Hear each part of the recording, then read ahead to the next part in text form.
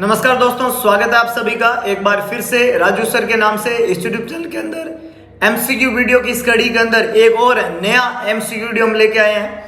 AIIMS NORCET, ESIC, GMCH, PGI Chandigarh के exam के point of view में कुछ इंपॉर्टेंट, कुछ ट्रिकी, कुछ कंसेप्चुअल एमसीक्यू जिनको सॉल्व करने वाले हैं विद रैशनल। आप लोगों से गुजारिश, फटाफट से वीडियो को लाइक और शेयर करना ना भूलें। लाइक, शेयर एंड चैनल को सब्सक्राइब कर दीजिए ताकि एक बेहतरीन एमसीक्यू सेशन का हम यहाँ पे फायदा उठा सके।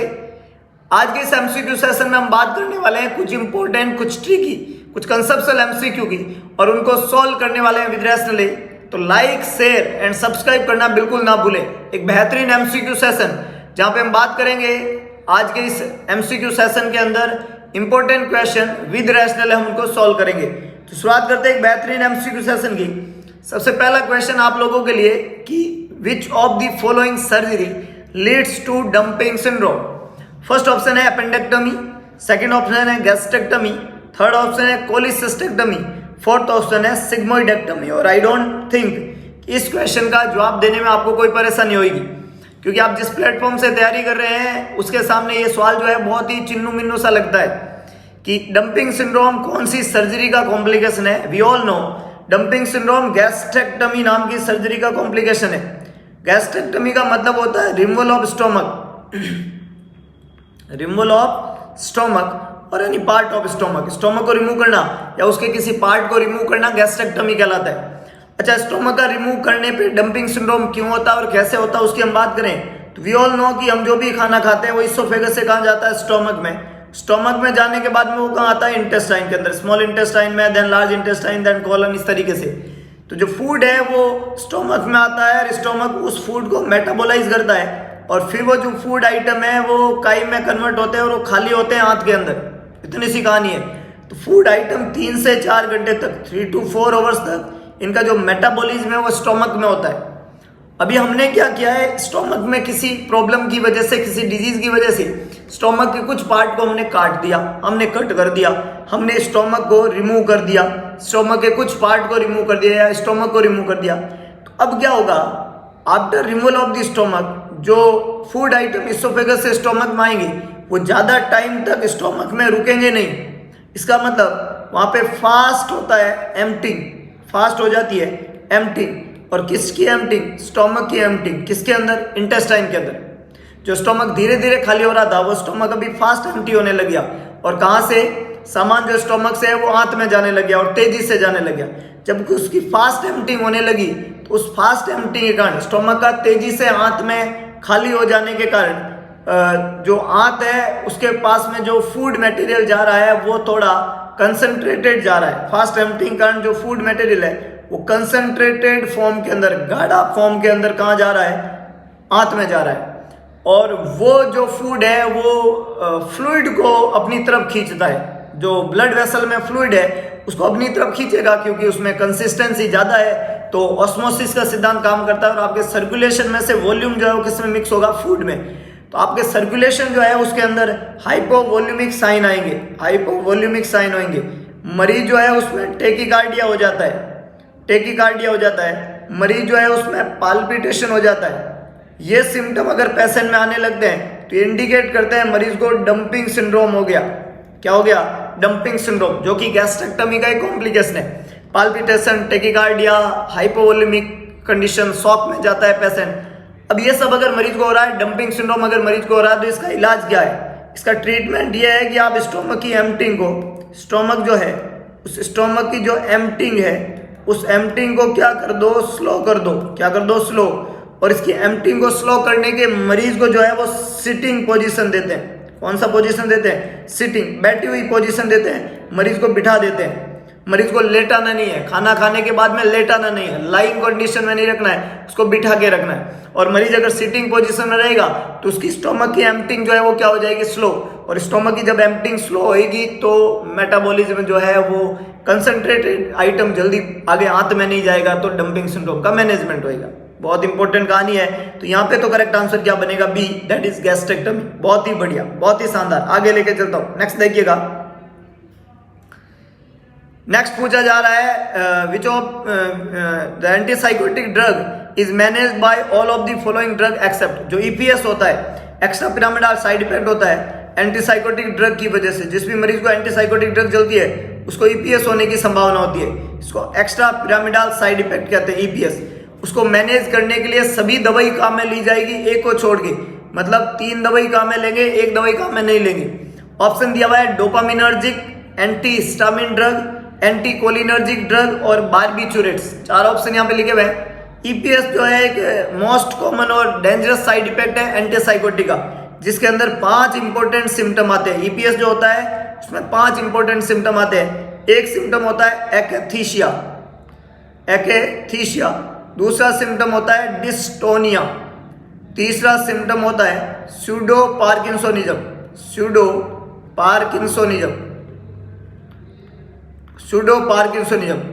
एक होता है टार्डिव डिस्काइनेशिया, और एक सिम्टम होता है neuroleptic malignant syndrome NMS। There is 5 important symptom that arises in EPS। One is akathisia, second one is dystonia, third one is pseudo parkinsonism, fourth one is tardive dyskinesia and last one is neuroleptic malignant syndrome. ये 5 symptom मिलकर बनाते हैं extra pyramidal side effect EPS। और इनको manage करने के लिए सबसे पहली ड्रग जो काम में ली जाती है वो है एंटीकोलिनर्जिक। ये दवाई काम में नहीं लाती है इन सब सिम्टम को मैनेज करने के लिए। इसके अलावा जब NMS हो जाता है तो वहाँ पे आपको डोपामिनर्जिक दवाई भी देनी पड़ती है, तो ये दवाई भी यहाँ पे काम में ली जाती है। और इसके अलावा इन सिम्टम को मैनेज करने में एंटीहिस्टामिन ड्रग का भी रोल होता है। ऑप्शन ए, ऑप्शन बी और ऑप्शन सी, ये तीनों ही काम में लिए जाते हैं EPS के मैनेजमेंट के अंदर। एंटीहिस्टामिन, डोपामिनर्जिक और एंटीकोलिनर्जिक। लेकिन EPS के मैनेजमेंट के अंदर बार्बिचुरेट का कोई रोल नहीं है, इसलिए करेक्ट आंसर यहाँ पे क्या बनेगा डी। एक्सेप्ट का क्वेश्चन था कौन सी दवाई काम में नहीं ली जाती है मैनेजमेंट में, तो करेक्ट आंसर बनेगा बार्बिचुरेट काम में नहीं ली जाती है मैनेजमेंट के अंदर। वहां पे आप काम में लेंगे डोपामिनर्जिक, काम में लेंगे एंटीकोलिनर्जिक, काम में लेंगे एंटीहिस्टामिन। 3 करेक्ट आंसर है, 1 खोटा जवाब है। बहुत ही अच्छे, बहुत ही शानदार, क्या बात है, बहुत बढ़िया। आगे लेके चलता हूं। नेक्स्ट देखिएगा the nurse is assigned the responsibility for the case of each patient from admission to discharge. एक नर्स को असाइन किया गया रेस्पॉन्सिबिलिटी केस के बारे में, एडमिशन से लेके डिस्चार्ज तक का पूरा मैनेज करने का पेशेंट को ये जिम्मेदारी नर्स को सौंपी गई। उस मेथड को क्या बोला जाता है? Case method, primary nursing, team nursing, functional nursing. 4 option लिखे हुए हैं। एडमिशन लेके डिस्चार्ज तक का पूरा काम नर्स को सौंपा गया है, उस तरीके को, उस मेथड को क्या बोला जाता है? 4 ऑप्शन है, case method, primary nursing, team nursing और functional nursing. Which is the correct one? फटाफट से जवाब लिखिएगा, कौन सा सही होना चाहिए जवाब लिखिएगा। देखिएगा केस मेथड जो होता है उसमें एक पर्टिकुलर केस दिया जाता है, एक नर्स को एक केस दिया और उस केस के बारे में पूरा उसको अध्ययन करना केस मेथड कहलाता है। तो ये एडमिशन टू डिस्चार्ज वाला नहीं है, ये केस की बात हो रही है।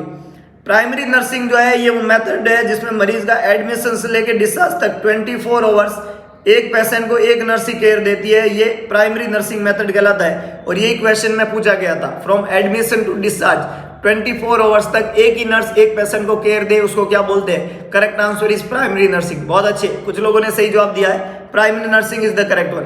टीम नर्सिंग का मतलब होता है एक टीम बनती है और वो टीम सभी पेशेंट का काम करती है। एक पेशेंट का काम किया, फिर दूसरे का, फिर तीसरे का, फिर चौथे का, तो एक टीम वर्क होता है, सारे मिल के सारे काम करते हैं। 4 लोगों की टीम है, चारों ही एक मरीज के ऊपर काम करने के, एक ने बीपी ले लिया, एक ने इंजेक्शन लगा दिया, एक ने ये कर दिया, ये करके फिर दूसरे मरीज पे गए, फिर कोई बीपी ले रहा, कोई, ये तो एक टीम वर्क हो रहा है, तो ये टीम नर्सिंग कहलाती है।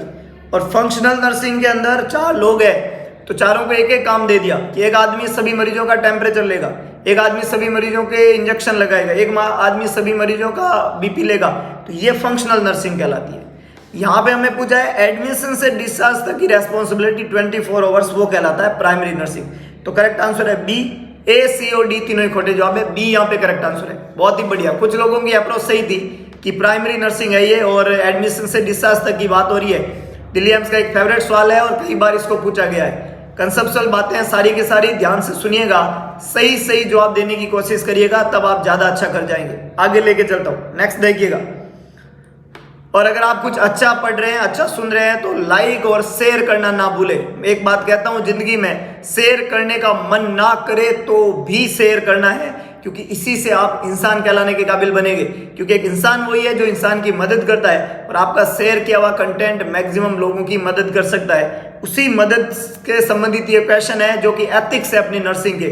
और ये एथिक्स क्या कहते हैं कि when you telling about the disease and its prognosis to a terminally ill patient, है ना, ट्रूथ टेलिंग, सही बता रहे हो आप, about the disease and its prognosis to a terminally ill patient, सच situation which ethical principle is followed by a nurse. जब आप एकदम सही बात मरीज को बता रहे हो डिजीज के प्रोग्रेस के बारे में और इन सब चीज़ों के बारे में, तो ये कौन सा एथिक्स है, कौन सा प्रिंसिपल है?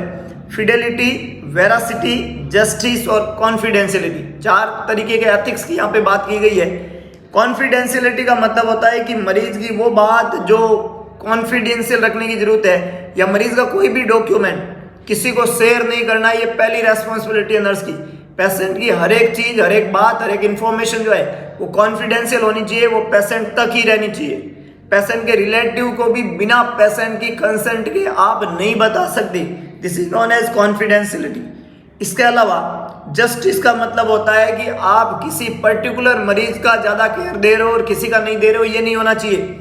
एक नर्स के लिए सारे मरीज है और सबको एक जैसी केयर देना जस्टिस कहलाता है। तो ये 2 एथिक्स है, इंपॉर्टेंट है। सवाल ने ट्रुथ के बारे में पूछा है, सही बोलने के बारे में पूछा है। तो एक ऑप्शन है यहाँ पे फिडेलिटी। फिडेलिटी का मतलब होता है फेथफुल। फिडेलिटी का मतलब होता है फेथफुल, मतलब कोई भी झूठा वादा मरीज से ना करें, मरीज के प्रति फेथफुल बने, उससे किए हुए कमिटमेंट को पूरा करें। अगर आपने पेशेंट को बोला कि मैं कल सुबह 8 बजे आऊंगा, तो आपको 8 बजे जाना है मरीज के पास में, क्योंकि इससे मरीज का फेथ बनता है आपके ऊपर। ये फेथफुलनेस कहलाती है।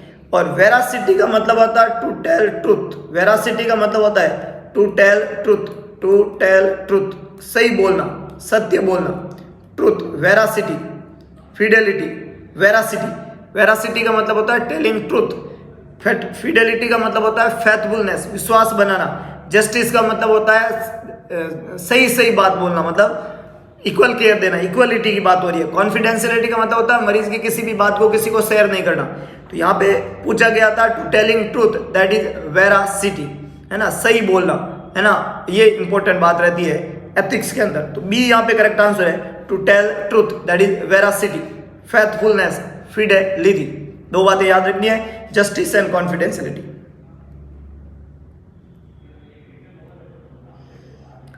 अगला इंपॉर्टेंट क्वेश्चन है, which of the following is not the element of management. जो नीचे दिए गए उनमें मैनेजमेंट का कौन सा एलिमेंट नहीं है?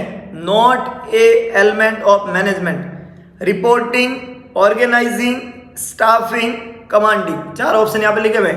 Which of the following is not an element of management, कौन सा नहीं है? रिपोर्टिंग, ऑर्गेनाइजिंग, स्टाफिंग और कमांडिंग।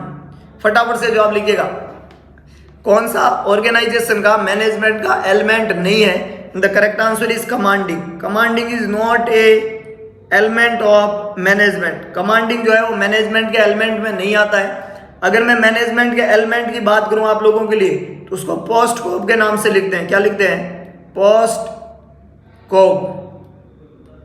मैनेजमेंट के एलिमेंट जो होते हैं ये पोस्ट, POST CORB, पोस्ट कोब के नाम से लिखते हैं, जिसमें P का मतलब यहाँ पे देखो मेंशन है प्लानिंग, O का मतलब है ऑर्गेनाइजिंग, S का मतलब है स्टाफिंग, इसमें ऑर्गेनाइजिंग है, स्टाफिंग है। इसके बाद में D का मतलब डायरेक्टिंग, C का मतलब कोऑर्डिनेटिंग, O का मतलब ऑर्गेनाइजिंग, और R का मतलब रिपोर्टिंग, और B का मतलब बजटिंग। तो यहाँ पे देखो रिपोर्टिंग है, ऑर्गेनाइजिंग है, स्टाफिंग है, ये तीनों चीजें तो है, रिपोर्टिंग, ऑर्गेनाइजिंग, स्टाफिंग, पर कमांडिंग इसमें नहीं है। और इसमें जो सी है उसका मतलब कोऑर्डिनेटिंग होता है, कमांडिंग होता ही नहीं है। तो करेक्ट आंसर क्या बनेगा? D, that is commanding. Except का क्वेश्चन था कौन सा एलिमेंट में नहीं आता है, तो कमांडिंग एलिमेंट में नहीं आता है। बहुत ही बढ़िया, बहुत ही शानदार, आगे लेके चलता हूं। नेक्स्ट देखिएगा, अगला क्वेश्चन आपसे पूछा जा रहा है, which of the following is not a cause of pernicious anaemia. Pernicious anaemia का कौन सा कारण नहीं है? पर्निशियस एनीमिया का होता है vitamin B12 deficiency anaemia, vitamin B12 की डेफिशिएंसी वाले एनीमिया को क्या कहते हैं? Pernicious anaemia. और विटामिन B12 जो है वो होता है साइनोकोबालामिन और उसकी डेफिशिएंसी से होता है पर्निशियस एनीमिया।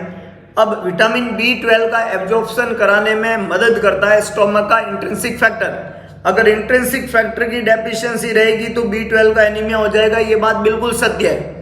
विटामिन B12 जो है वो अच्छा एब्जॉर्प्शन होता है, लेकिन उसके एब्जॉर्प्शन में एक तो प्रॉब्लम करता है इंट्रिंसिक फैक्टर, एक उसके एब्जॉर्प्शन में प्रॉब्लम करेगा लॉन्ग टर्म जो मरीज एंटीबायोटिक लेता है वो भी विटामिन B12 के एब्जॉर्प्शन में इंटरफेयर करता है। और जो मरीज क्रोनिक एल्कोहलिज्म का होता है उसमें गैस्ट्राइटिस रहती है, जिससे इंट्रिंसिक फैक्टर की कमी रहती है और उसकी वजह से एब्जॉर्प्शन में प्रॉब्लम होती है। तो B, C और D ये तीनों ऐसे मरीज हैं जिसमें vitamin B12 deficiency pernicious anaemia होने की संभावना होती है।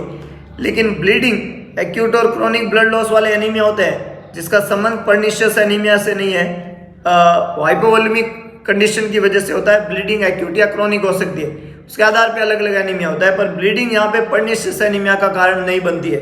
ऑप्शन बी, ऑप्शन सी और ऑप्शन डी तीनों ही ठीक है। आगे लेके चलता हूँ, नेक्स्ट देखिएगा। क्वेश्चन आपसे पूछा जा रहा है ponderal index for long term, ponderal index for term gestational age normal neonate. Ponderal index एक स्केल है और ये एक टर्म गैस्ट्रेशनल एज वाले बच्चे में नॉर्मल कितनी होती है, एक टर्म गैस्ट्रेशनल एज वाले बच्चे में नॉर्मल कितनी होती है। तो इसको पता करने के लिए सबसे पहले आपको पोंडरल इंडेक्स का फॉर्मूला पता होना जरूरी है। जैसे एडल्ट के अंदर अपन याद करते हैं BMI, bone mass index, body mass index, और BMI का फॉर्मूला होता है weight in kg, height in metre square. Height जो होती है वो किस में लेते हैं? मीटर स्क्वायर में, और वजन को किस में लगते हैं? किलोग्राम में, और उससे ज्ञात करते हैं BMI। और जो नॉर्मल कितनी होती है? 18.5 से लेके 24.5, और आगे जो है वो ओवरवेट और 18.5 से कम अंडरवेट, और 30 और 30 से ज़्यादा जो होता है वो ओबेसिटी कहलाता है।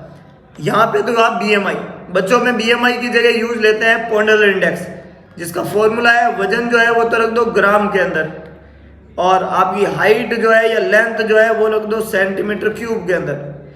वजन जो है वो ग्राम में और हाइट या लेंथ जो होती है वो सेंटीमीटर क्यूब में रखते हैं।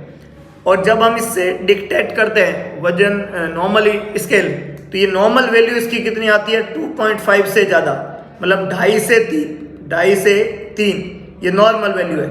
अगर 3 से ज़्यादा हो उस बच्चे को अपन ओबेसिटी के अंदर रखते हैं, और मैक्रोसोमिक चाइल्ड रखते हैं, मैक्रोसोमिया मतलब बिग बेबी और बड़ी बॉडी वाला बच्चा, और ये डायबिटीज मेलाइटस के बच्चों में देखने को मिलता है। अगर ये 2.5 से कम हो उसको माइक्रोसोमिक या IUGR कहते हैं। क्या कहते हैं?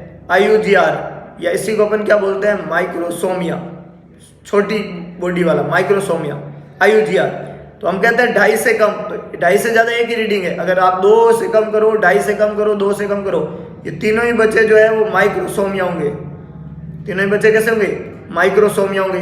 तीनों ही बच्चे जो है उनमें IUGR देखने को मिलेगा। तीनों ही बच्चे जो है इनका आपका जो पोंडरल इंडेक्स है वो 2.5 से कम होगा।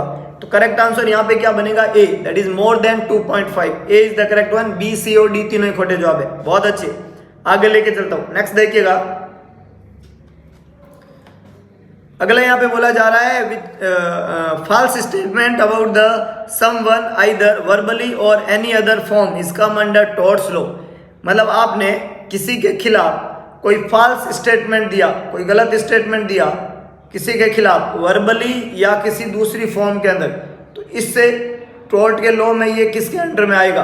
कि आपने किसी को वर्बली या रिटर्न के अंदर थ्रू वीडियो या थ्रू बोलकर या लिखित में अगर आपने कोई फॉल्स स्टेटमेंट दिया किसी के बारे में, तो ये कौन से लॉ के अंदर आएगा? बैटरी, डिफेमेशन, असॉल्ट और डीपर्सनलाइजेशन। तो टॉर्ट के लॉ के अंदर बैटरी जो होता है उसमें किसी को हार्म पहुंचाना डायरेक्ट टच करके, है ना, आप डायरेक्ट टच करके किसी को हार्म पहुंचाना बैटरी के लॉ में आता है, टॉर्ट के लॉ में। और असॉल्ट जो होता है वो बिना टच किए, हार्म विदाउट टच, बिना टच किए हुए आप किसी को हार्म पहुंचा रहे हो उसको असॉल्ट कहते हैं। टच करके हार्म पहुंचा रहे हो उसको बैटरी बोला जाता है। तो ऐसा यहाँ पे बोला नहीं जा रहा है। यहाँ तो आप क्या कर रहे हो? वर्बली किसी के खिलाफ कुछ बोल रहे हो, ये किस में आएगा? और ये स्टेटमेंट जो आप बोल रहे हो वो फॉल्स है, ये किस में आएगा? इसको डिफेमेशन कहते हैं। क्या बोलते हैं? डिफेमेशन। बी यहाँ पे करेक्ट आंसर है। डिफेमेशन मतलब उसका जो फेमेशन का अपन कह सकते हैं, उसकी जो फेमसनेस है उसको कम करने का अपराध कर दिया आपने, क्योंकि वो आदमी फेमस था और उसके बारे में आपने उल्टा पुल्टा बोला तो उसकी फेमसनेस कम हो गई, इसको बोलते हैं डिफेमेशन। तो ये करेक्ट आंसर बी बनेगा। ए, सी और डी खोटे जवाब है। डी जो है डीपर्सनलाइजेशन, वो टोर्ट के लॉ में नहीं आता। ये पर्सनैलिटी से संबंधित डिसऑर्डर है जिसमें इंडिविजुअल की पर्सनैलिटी जो है वो सही नहीं रहती है, ढंग की नहीं रहती है, ये डीपर्सनलाइजेशन कहलाता है। नेक्स्ट देखिएगा, एक और कतई जहर क्वेश्चन है। Most effective way to prevent the spreading of micro organism. सबसे चीप और सबसे सस्ता और सबसे इफेक्टिव वे माइक्रो ऑर्गेनिज्म की स्प्रेडिंग को रोकने का क्या रहेगा? ऑप्शन है wearing mask, wearing gloves, hand hygiene, wearing gown. चार ऑप्शन लिखे हुए हैं और सबसे इफेक्टिव वे क्या रहेगा माइक्रो ऑर्गेनिज्म की स्प्रेडिंग को प्रिवेंट करने का? सबसे चीप मेथड पूछा है, सबसे सस्ता मेथड पूछा है और दैट इज हैंड हाइजीन। सी यहाँ पे करेक्ट आंसर है ना। साफ हाथों में ही, हाथों का ही जादू है बेसिकली, तो हैंड हाइजीन जो है वो प्रॉपरली होनी चाहिए। सी यहाँ पे करेक्ट आंसर है। ए, बी और डी तीनों ही खोटे जवाब है। मास्क, ग्लव्स और गाउन जो है वो चीप मेथड है, नहीं है, ये महंगी चीजें हैं, लेकिन हैंड हाइजीन जो है उसको मैनेज किया जा सकता है और यही सबसे ज्यादा सक्सेसफुल है। बहुत बढ़िया, आगे लेके चलता हूं। नेक्स्ट देखिएगा, नेक्स्ट देखिएगा, एक और कतई जहर क्वेश्चन है, आपसे पूछा जा रहा है ड्रग ऑफ चॉइस बता दीजिए किसी इक्लेम्सिया की। इक्लेम्सिया एक बीमारी है, सीजर आते हैं प्रेगनेंसी में। शुरुआत इसकी होती है प्रेगनेंसी इंड्यूस्ड हाइपरटेंशन, उसको आपने मैनेज नहीं किया, मतलब पहले लेडी नॉर्मोटेंसी थी, उसको कोई बीपी की बीमारी नहीं थी, लेडी जैसी प्रेग्नेंट हुई, प्रेगनेंसी की वजह से उसको हाइपरटेंशन हो गया, उसकी बीपी ज्यादा है। बीपी ज्यादा के अलावा जब इंजरी हुई आपके ग्लोमेरुलस को, तो उसको होने लग गया प्रोटीन यूरिया। प्रोटीन यूरिया जब उसको हुआ तो यूरिन में प्रोटीन आने लगा, प्रोटीन यूरिया इसको कहते हैं। तो प्रोटीन यूरिया हुआ और प्रेगनेंसी इंड्यूस्ड हाइपरटेंशन हुआ। उसमें लेडी का एक तो ब्लड प्रेशर ज्यादा है और ज्यादा प्रेशर से रीनल डैमेज होने की वजह से प्रोटीन आने लगा, तो बॉडी में हाइपोएल्ब्यूमिया हो गया। हाइपोएल्ब्यूमिया, एल्ब्यूमिनीमिया जो है उसकी एल्ब्यूमिन की जो है वो कमी हो गई। जब एल्ब्यूमिन की कमी हुई, प्रोटीन यूरिया होने लगा, एल्ब्यूमिन कम होने लगा, ऑस्मोसिस का सिद्धांत काम कर रहा है। ऑस्मोसिस कौन काम करेगा? ऑस्मोसिस। अब ये क्या होता है कि जब प्रोटीन बॉडी में कम हो गया, हाइपोएल्ब्यूमिया हो गया, तो जो फ्लूइड है ब्लड वेसल का वो बाहर आने लग जाएगा। ऑस्मोसिस, लोअर कंसंट्रेशन से हायर कंसंट्रेशन की तरफ। तो जो फ्लूइड अंदर से बाहर आएगा तो बाहर बॉडी में क्या होने लग जाएगा? एडिमा। क्या होने लग जाएगा? एडिमा। और इससे नर्व इरिटेट होगा, न्यूरॉन इरिटेट होंगे, तो उसमें क्या आएंगे? सीजर। तो एक मैकेनिज्म है, start from pregnancy induced hypertension, proteinuria, hypoalbuminemia. इसके अलावा वहां पे आपको देखने को मिल रहा है एडिमा, और उसके अलावा देखने को मिलेगा सीजर। ये कंडीशन कहलाएगी इक्लेम्शिया। दो कंडीशन होती है, प्री इक्लेम्शिया और इक्लेम्शिया, और इसकी ड्रग ऑफ चॉइस मानी जाती है मैग्नीशियम सल्फेट, MgSO4। इक्लेम्शिया की जो ड्रग ऑफ चॉइस है वो कहलाती है MgSO4। तो डी यहाँ पे करेक्ट आंसर है। ए, बी और सी तीनों ही खोटे जवाब है। MgSO4 is the drug of choice for eclampsia. Eclampsia में आता है सीजर अल्टीमेटली। इंपॉर्टेंट क्वेश्चन है, कंगारू मदर केयर जो हाइपोथर्मिया को प्रिवेंट करने के लिए, साइलेंट किलर डिजीज को रोकने के लिए बच्चों को दिया जाता है KMC। ट्रू क्या है, सत्य क्या इस बात के बारे में, KMC के बारे में सही बात क्या है? पहली बोली जा रही है can be done by father also, father भी कर सकता, मतलब मदर के अलावा फादर भी KMC दे सकता है। Indicated for low birth weight baby के लिए इंडिकेटेड है, सही बात है। इफेक्टिव थर्मल कंट्रोल, थर्मस जो टेम्परेचर है उसको अच्छे से कंट्रोल कर लेती है KMC, सही बात है। तो करेक्ट आंसर क्या बनेगा? D, that is all of the above. That is all of the above, है ना। फादर भी सिग्नेचर कर सकते हैं। LBW बेबी जो है, LBW बेबी जो है उस वो इंडिकेटर है इसके लिए, देने के लिए। और थर्मल कंट्रोल जो है वो इफेक्टिव हुआ है कंगारू मदर केयर का के दौरान, बॉडी का, बच्चे की। तो यहाँ पे करेक्ट आंसर क्या बनेगा? D, that is all of the above. आगे लेके चलता हूँ, नेक्स्ट देखिएगा। समझ पा रहे हो तो press the like and share the content, important है, सबके लिए जरूरी है। नेक्स्ट देखिएगा, एक important information, novel nursing institute. क्या करना है? प्ले स्टोर पे जाना है, टाइप करना है नोवल नर्सिंग इंस्टीट्यूट। इस लोगो के साथ में 5 स्टार रेटिंग का एक ऐप मिलेगा आपको। ये ऐप है नोवल नर्सिंग इंस्टीट्यूट का ऐप। ऐप को आज इंस्टॉल करिए, सेटिंग में जाके ऐप को रेटिंग दे दीजिए और एक इंपॉर्टेंट रिव्यू वहां पे लिख दीजिए। इतना करने के बाद में आपको एक और इंपॉर्टेंट काम करना है। इस ऐप के ऊपर अवेलेबल है MPCHO टेस्ट सीरीज और वीडियो लेक्चर। अगर आप चाहते हो MPCHO की प्रिपरेशन करना या आप चाहते हो टेस्ट सीरीज की प्रैक्टिस करना, तो आज ही परचेज करिए MPCHO टेस्ट सीरीज और वीडियो लेक्चर, जो कि अवेलेबल है आपके ऊपर। प्राइस मात्र 299 299 रुपए। पेमेंट फोन पे या गूगल पे कर सकते हो। नंबर है 7272029029। इस पे नंबर करके पेमेंट का स्क्रीनशॉट भेज दीजिएगा। आपका टेस्ट या वीडियो लेक्चर जो है हाथों हाथ एक्टिवेट कर दिया जाएगा। ऑनलाइन प्लेटफॉर्म के अलावा ऑफलाइन क्लासरूम स्टडी भी अवेलेबल है नोबल नर्सिंग इंस्टीट्यूट की। ऑफलाइन क्लासरूम स्टडी जो होती है वो 2:30 बजे से लगती है लहरिया स्वीट होम के सामने, भगत की कोठी, न्यू पाली रोड, जोधपुर। ये जो क्लासरूम स्टडी है ये महीने में 30 के 30 दिन क्लासेस लगती है। हर मंडे को मेगा टेस्ट होता है और हर अल्टरनेट मिनी टेस्ट होता है। तो आज ही जुड़िए नोबल नर्सिंग इंस्टीट्यूट से ऑनलाइन और ऑफलाइन दोनों प्लेटफॉर्म पे और अपने बेहतरीन भविष्य निर्माण की तरफ लग जाइए। तो आपको ये वीडियो पसंद आया तो वीडियो को लाइक करें, शेयर करें और कमेंट बॉक्स में अपना सुझाव डालना बिल्कुल ना भूलें। और इसके अलावा एक काम करें, भगवान कृष्ण ने कहा था कि सारथी बने स्वार्थी ना बने, तो दिखा दीजिए सारथी बन और कर दिखाइए ऐसा कि दुनिया करना चाहिए आपके जैसा। अगर आप कुछ अच्छा और बेहतरीन समझ पा रहे हैं, सुन पा रहे हैं, तो एक बेहतरीन प्लेटफॉर्म पे मिलेंगे दोबारा एक नए MCQ सेशन के साथ में, कुछ इंपॉर्टेंट, कुछ ट्रिकी, कुछ कंसेप्चुअल MCQ। तब तक के लिए जय हिंद, जय भारत, जय महाकाल।